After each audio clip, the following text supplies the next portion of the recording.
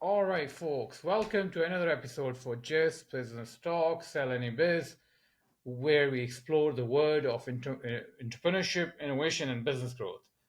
I'm Tahir Kashif, your host for today's episode. Joining us is Alvin Foo, a seasoned business and technology leader with over 25 years of experience across Asia Pacific. Alvin has played a key role in some of the leading companies like Nokia, Omnicom, Google, and now venturing into Web3 and fintech. He's currently a co-founder of Zero to Launch, a company that specializes in launching startups in crypto and Web3. Alvin is also a venture partner in multiple businesses, accelerators, and emerging companies. We're excited to have him here today to discuss his journey, insight into rapidly growing decentralization world, finance sector, and his advice for the entrepreneurs who want to get into that industry to explore further. Welcome, Alvin. Thank you for being my guest today for this podcast. Thank you to you. Thank you for having me. I'm excited and looking forward to an interesting discussion on whatever and whatever technology and startup and Web3. Right, great. So, Elvin, let's start with your background is fascinating from senior roles in global companies to co-founding innovative startups in Web3 and space. Could you tell us about your journey? How did you move to leading at Google and Omnicom and co-founding a Zero to Launch? Question is that how much time do we have? It's fine. We can talk as much as we want, but I'll try my episode to be not longer than 40 minutes. No, no. I was Right, just that's pulling your fine. leg. Yeah, I'm just kidding. Uh, well, I have been, my career span 20, to be exact, almost 31 years now. So I've been working for about 31 years since graduating with a law degree Hmm. from London. And that journey took me from London, to practicing, and then subsequently decided that I want to embark on the Hmm. entrepreneur trail. Right, it's my ambition when I was young that I always wanted to do something on my own, and no idea what that thing was. I mean, but all I had in my mind was I wanted to do something on my own, and I started my Right. journey. Uh, there were a lot of ups and downs. Probably a lot more down than up because in life you are bound to face a lot more hiccups than Hmm. anything else, right? So success is not, it's not a linear, right? You really go through many bumpy roads, and there are days that you just feel like crying, and then there are days that you Yeah. just Mm. feel very happy. But again, there are probably a lot more sad days because you have to deal with biting the bullets and then and Right. moving forward. I think the challenge for me was at that time was to figure out what I wanted to do, and Hmm. there was a time I was working for an advertising agency but this was back in the 90s where it was Mm. traditional advertising. This was the days where internet didn't even exist, Great. and I think in the thing that changed my life was in 1995, 96, where I read a book that my best buddy gave it to me, a book that was written by Right. Bill Gates, Hmm. The Road Ahead, that talks about the information Right. superhighway, that gave a glimpse of what the world Right. will look like 10, Hmm. 20 years from Hmm. from then. And I hop onto the bandwagon, started with a 9.6K modem, Right. as I'm sure you're probably aware.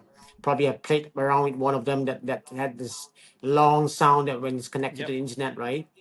And that gave me a glimpse when I started Mm. to look at some of the website from this was really heydays, yeah, where Netscape wasn't even there yet, yeah.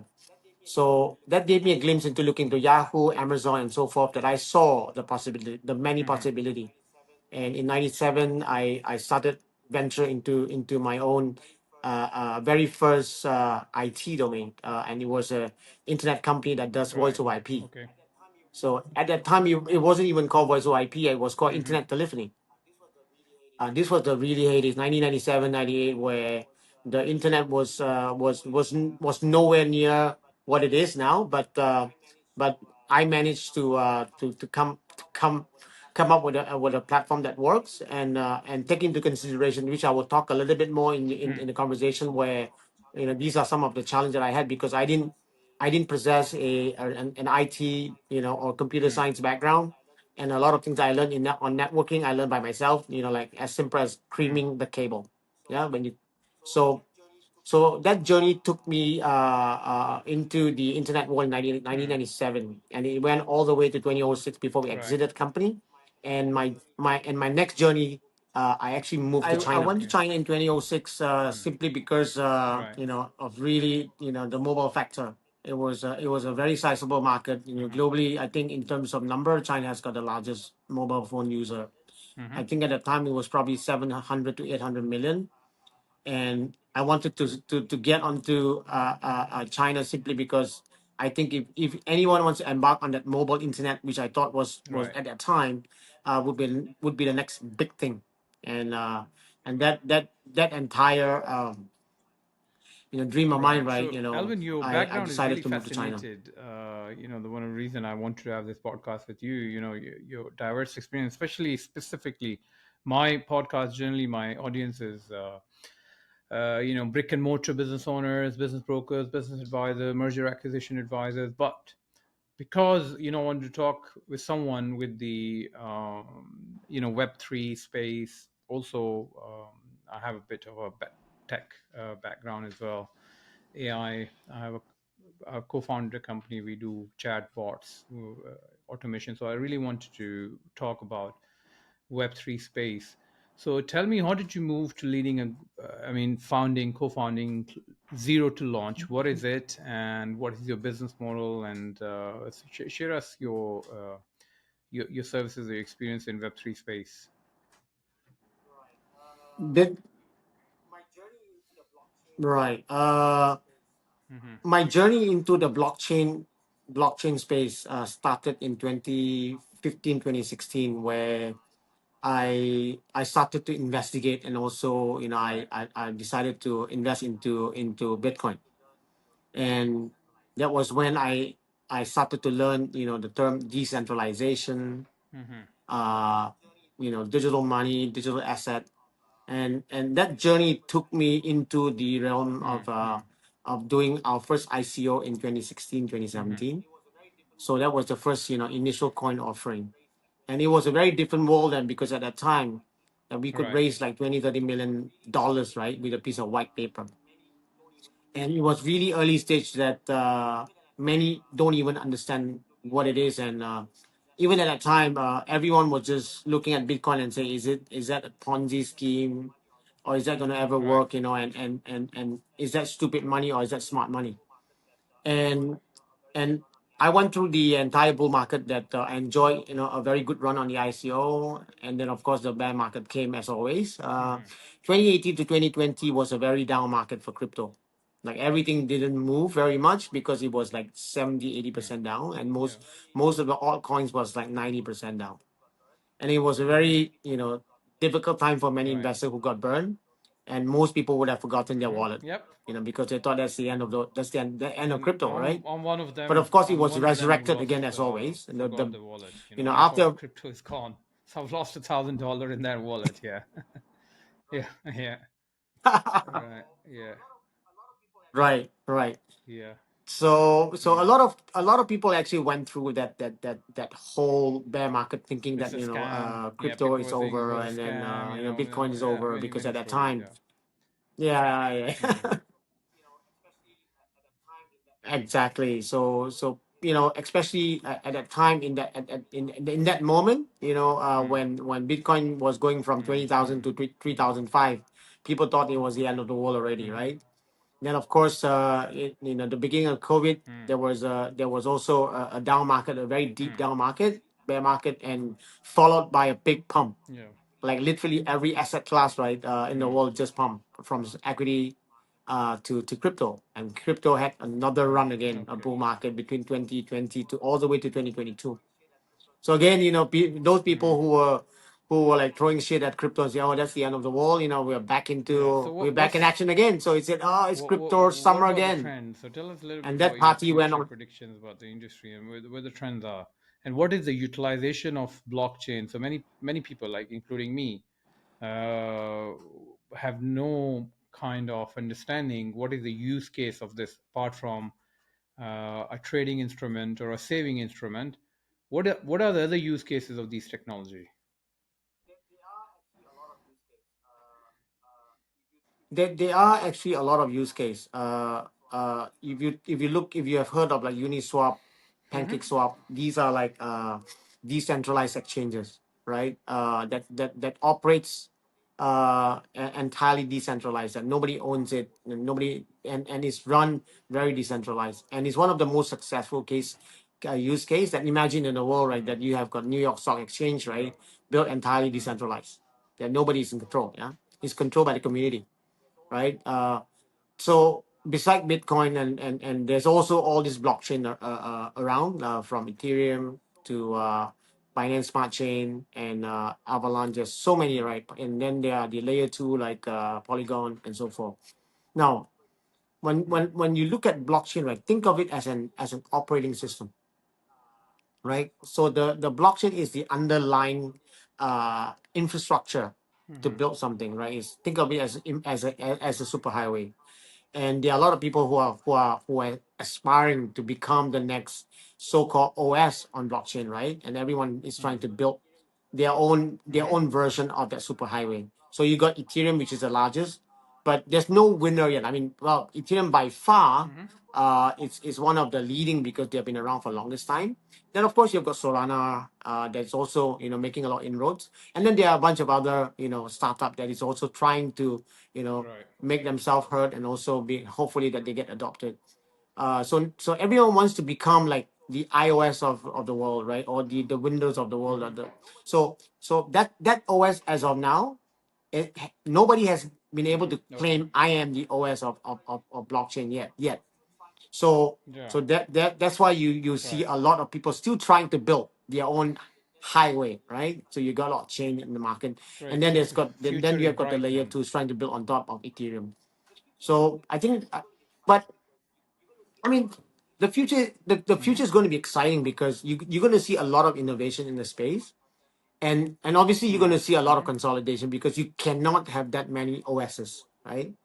At best you probably have like two or three at best, just like the current OS, that you got iOS, you got Windows, and that's about it. You won't get anything more than three, right? So I would reckon there's going to be a lot of consolidation. There are going to be a lot of blockchain that will never make it, just like most startup, 90% don't make it. And then you see there are a lot of startup that's building on top of this Right. layer one and layer two. So these are the decentralized application, Right. and people building like things like decentralized finance, payment and so forth, and e-commerce. I think what we are scratching right now, right? We are really scraping the surface, which is really finance, because blockchain, when you look at blockchain it's being built from Right. day one, really addressing the finance Okay. industry. So the Bitcoin and so forth, right? So moving forward, right, you're going to see cross industry, right? It's going to go into e-commerce, it's going to go into social, it's going to go into search, it's going to go into, and now you got AI on top, and so forth. So there's going to be a lot of interesting development in the space, and you got a lot of people in the space, and a lot of money, and a lot of tier one VCs investing, like Anderson Horowitz, and there are many. Including a lot of accelerators are putting a lot of initiative in building Web3 companies like YC Combinator and so forth. So so you're gonna see a lot of action in the space, but we are still really at an early stage.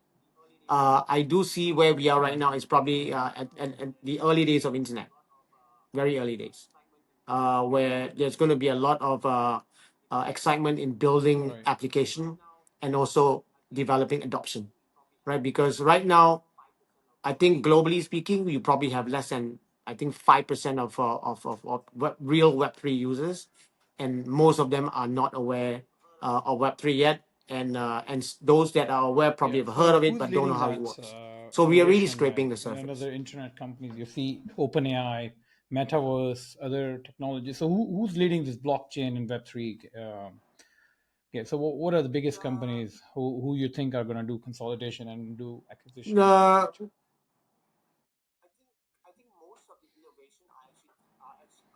I think Hmm. most of the innovation are actually created by startups, not by big companies.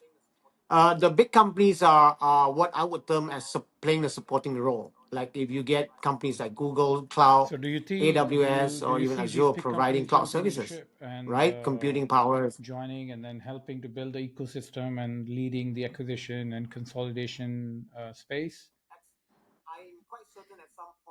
Hmm. At I'm quite certain at some point, Yeah. Yeah. some these big companies will be looking at Hmm. acquiring, because building is hard. It's very hard. I mean, I've been in the Hmm. tech space and in the startup space for such a long time, where the failure rate is so high, Hmm. and it's really really hard to really pull Yeah. through. Right? You know, it takes 7-10 years to get where you want to be. Right? So the big companies are very unlikely that they will be. Hmm. They're probably investing through their to their investment arm, but more likely than not, right? They'll probably eye which of them are which of these Right. startups, right, will Okay. eventually So uh, potentially become a big player. while many people focus on successes, I also ask entrepreneurs about the challenges. Like any other entrepreneur, you must have faced plenty of challenges and number of time failures. So inspire us with some of your challenges and yeah, some of your career failures.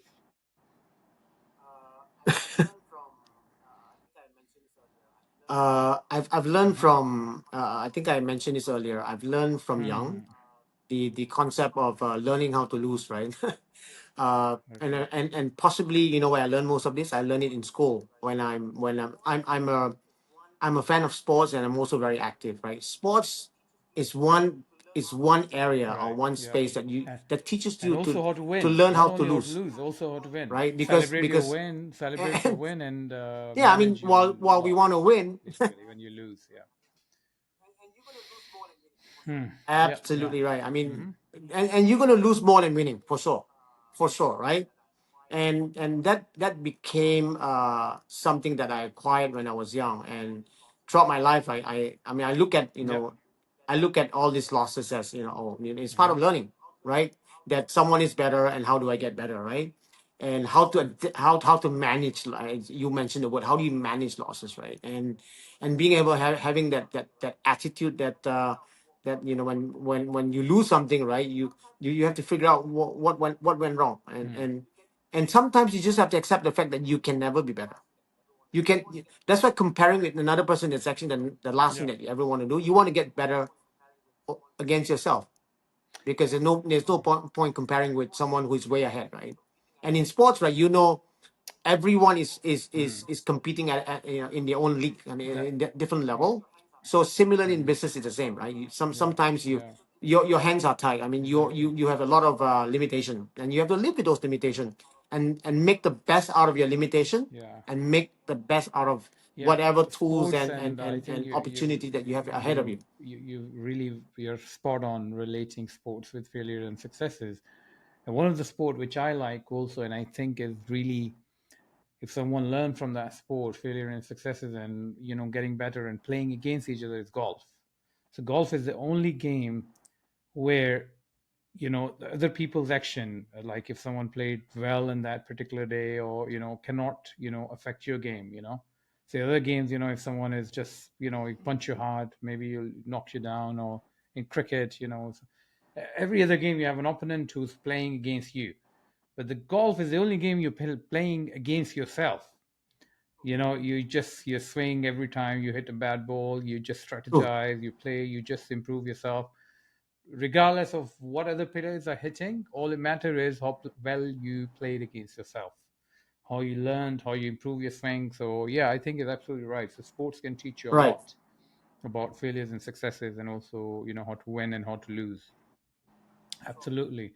So what advice, Alvin, Sure. what advice would you give it to young entrepreneurial business owner? Many of my audience are new business owner who are listening to this and watching, and they're looking to buy a business. So I buy and sell businesses, and we basically help buy and sell and meet together and do transactions. So someone looking at the other side, mid age or young, looking into getting into the entrepreneurship journey, what advices would you give to our audience today? Oh, I'm sure there are a lot of advice in this area. But what usually I look for in when I want to invest in Hmm. somebody is I want to find that fighting spirit. I like to coin Hmm. this term. I'm Hmm. sure you play a Right. game called Street Fighter when you were Hmm. young. It's an arcade game, and it's called Street Fighter. And the notion of Street Fighter basically Hmm. tells you that if you never give up, you keep on fighting, right? Someone who's on the street, a street fighter, that person will never give up. And Yeah. if you can find that fighting Hmm. spirit, someone who can fight for a long time, I think that's the right person, because business is something that will always and will always evolve. And if you find that person who has got that attitude and that fighting spirit, So don't give he will up. continue to pivot and Yeah. continue to adapt. I think that don't give up, because Yeah. the You business only dies lose when you simply give up. because the founders give up. I think I. Yeah. Correct. And if you look at a lot I. of startup that became successful, if you look at a Yeah. So I lot of don't know them, if you know, I right, can see I many have of those this business has framed a pivoted. picture. It's not over when you lose. It's over when you quit. So I have this right behind me. This is my favorite quote. Yeah. Absolutely. Hmm. Absolutely. So yeah, I mean that is one Hmm. trait that I would. I mean, there are so many traits that you want to be able to look Hmm. look out for, but I think this is one trait that really makes a Yeah. difference. And Hmm. and most of the very successful startup out there that became very big companies, right? If you look at the Right. trait of these people, Yeah. they simply don't quit. They simply Yeah. don't quit. They continue to pivot. They continue to change Yep. and adapt, Yeah. and they Perfect keep on example. trying. I mean, Elon Musk is one example, right? Hmm. Right? Building a This guy is rocket, something. Today I trying to was launch a reading. Yeah, it's rocket, funny that that's you no mentioned easy him. task, I just read right? a couple of hours ago an article in I think ft.com or something that he bought or built a secret compound in Texas somewhere to raise his 11 or 13 children and two or three wives. So they can all live together and he can spend time with them and he can raise them with them. I mean, this guy is something else. I mean, so, so he's building his own compound to raise his 11, 13 children and educate, homeschool them, and he can manage his schedule. But this guy is really something else. Yeah, perfect example of not giving up. I mean, Yeah, yeah, I mean, I look at Elon being a person he's that, I unique. mean, Absolutely. he's just unique. He's what it is, right? Yeah, And whatever he has done is really inspiring. And I've read his book. yeah, I think, I mean, there are a lot of people who does not like him, right? yeah, But for someone, I mean, someone yeah, like yeah, him, I think it's fair that yeah, he's opinionated, right? He has his own view, very strong view, and he's also very outspoken. And right. and not only that, he's outspoken, and he's Yeah, willing to make a point openly. Very few people dare to do it, right? And right. he's Yeah, one. he To is. me, he's like the Street Fighter. At the Yeah, top, right? If there's a food chain, he's really at the top. I mean, he would yep. not give up, and he only sees money Hmm. as a tool. Yeah, Money is a tool to get him to where he want to be, yeah. not in terms of I want to be Even, the yeah. world richest man or Hmm. whatever. He doesn't give a shit, right? And look at the way he lives. Look at the way that he leads his life. He doesn't look like a real billionaire, right? He looks more like, to me, he's Yeah, an entrepreneur. He's yeah, a yeah, true definition of someone who want to build something, and he wants to yeah. Oh, make he will something, and become a and trillionaire by hopefully end of that this will that decade. will benefit the world. With this, yeah, with all these companies' valuation, yeah, he will be the first Quite certain he will. trillionaire in the history I'm quite by certain end he of will. decade. But I mean, it's really. I mean, even the people. I was not a big Very fan of likely. him a Very few likely. years back. I was just saying, okay, it's a normal guy, Tesla and this. With his successes, the way he managed the Twitter acquisition, that was really something. I mean, the way he did it, the way he rebranded it, the way he managed it, the I mean, really, the guy is genius. I mean, he's really so many companies. He's leading and every industry he goes is he disrupt. He does something different, and that is really unique about him. So before that, I was like, okay, fine, he's okay. I was not, I was having second thoughts about him, but the way he did it, really, I now I believe he is what he is. He's unique, absolutely. There's no doubt about it. I mean, he is Yeah. really running X, right? Mm-hmm. You Yeah. can see that he's not looking at short term, Mm. and he doesn't really care what people has to Mm-hmm. comment. And even Mm. a lot of advertisers are, Yeah. you know, literally just leaving X. Now, if you look at most media Mm. company, if Yeah. they will do everything to keep I, I the w- client. Elon Musk simply don't give a shit. I'm not saying that he doesn't give a shit, but he so he's really running yeah. it long term and building a lot of features into X, and soon you will have another YouTube a YouTube Mm. platform on X where it's monetizable, Mm. and content creator like myself are being paid, right? So we actually get money. Mm-hmm. So there is a clear monetization Okay, engine in so on their platform, right, that to that was cater my for next creator like question. us. What do you do now? What are the activities and how our listeners can, so you're someone who's been involved in a number of spaces. So what do you do now? Like, uh, are you having any companies? You run companies? So what is So your current job? So, so my full time role is basically so zero to launch. What we do is Hmm. that we incubate and we also invest in Web3 companies. Right. So that's what we do. I mean, that's like my full time role. That I identify some very good startups, you know, and I get my hands dirty, you know, being part of a team Hmm. or advising the team, helping them to incubate their business, or it could be also you know, that could also Hmm. involve investment or both at the same time. So that's what I do on my day to Okay. day, and So that's you what do I, you know, your continue to look at the personal. space. You invest your It's personal funds, or literally all you have in a on Web VC three. or investors backing. So how your structure like? Hmm. It is a combination. It's my own Right. money Okay. and So you also come early money as from a our seed LPs. funding, or you come in round one, from round two. Seed funding. Seed funding. Ours is Okay. really at Great. the I might put you seed in touch funding, with a very seed funding, innovative startup. So, right? I mean, someone I know, they live in Bali. They're two very young guys. So I'll introduce you who are founding a ticketing platform on blockchain. So kind Sure, of, I like their idea. happy So they to. just set up in Dubai as a entity or legal office. So how's the regulation in Okay. Web3 and blockchain in Singapore? Yeah, I know in Dubai it's very robust. I mean, they're really encouraging, and a lot of companies are coming here and licensing here and establishing their offices. So how's the licensing in Singapore?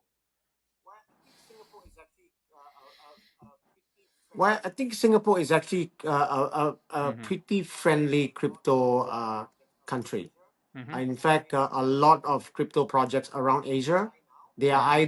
they are either mainly Right. headquartered in Dubai now or in Singapore, because Singapore it's Mm-hmm. the I Yeah. would say it's a financial, you know, hub for the region, and because of this, you Yeah. know, the stability in government, you know, compliance, and also regulatory, right? Singapore is really in at the Okay. forefront in terms of of digital asset, and they encourage, of course, you know, Mm-hmm. you still need to go and apply for licenses that you need to apply, but Okay.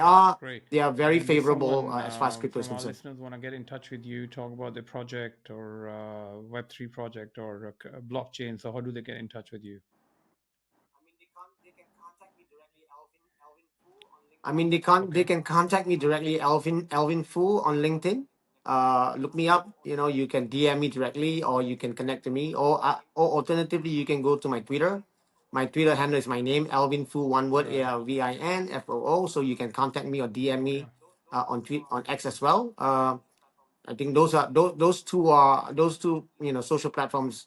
I Perfect. use that quite Alvin, it's been regularly, so absolutely I'm pleasure easily having you on the contactable. podcast. Your insight into Web3, decentralization, finance, and your entrepreneurial journey have been incredibly enlightening.